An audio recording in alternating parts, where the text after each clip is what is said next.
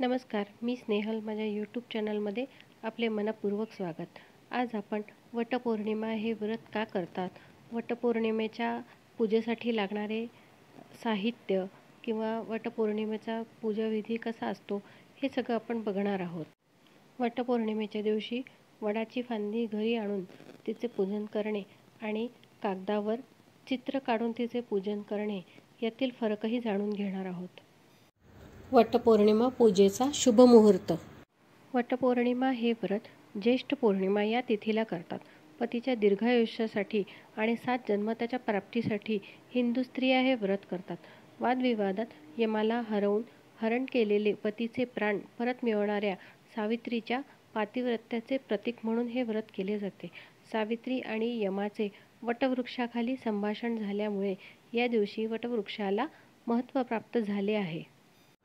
पूजेचे साहित्य: हळद, कुंकू, हिरव्या बांगड्या, अत्तर, कापूर, उदबत्ती, पंचामृत, पूजेचे वस्त्र, विड्याची पाने, सुपारी, पैसे, गुळ खोबऱ्याचा नैवेद्य, कलश, पाणी, दिवा, फुलवात, तूप, आंबे, ओटीसाठी गहू किंवा तांदूळ.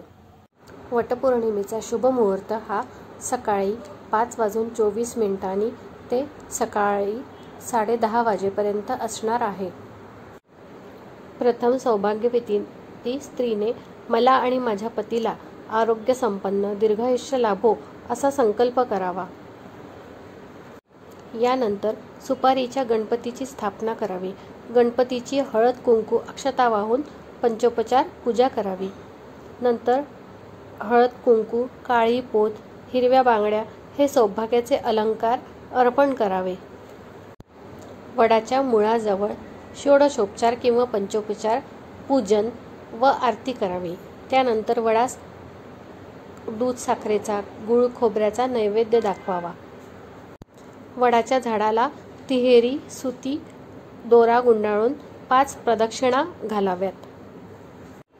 यानंतर 5 सुवासिनींची गहू, आंबे किंवा तांदूळ आंबे यासह ओटी भरावी.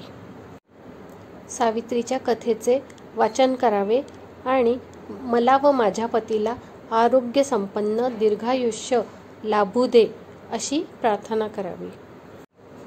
वडाच्या झाडाजवळ 24 तास ऑक्सिजन मिळते. म्हणूनच वडाच्या झाडापासून विलग झालेली फांदीची किंवा निर्जीव कागदाची पूजा करण्यापेक्षा प्रत्यक्ष वडाच्या पूजनाचे लाभ घेऊया. अशा प्रकारे वटसावित्रीची पूजा करून या पूजेचा लाभ घ्यावा. ही माहिती आवडल्यास जास्तीत जास्त लोकांना शेअर करा, लाईक करा, सबस्क्राईब करा. नमस्कार.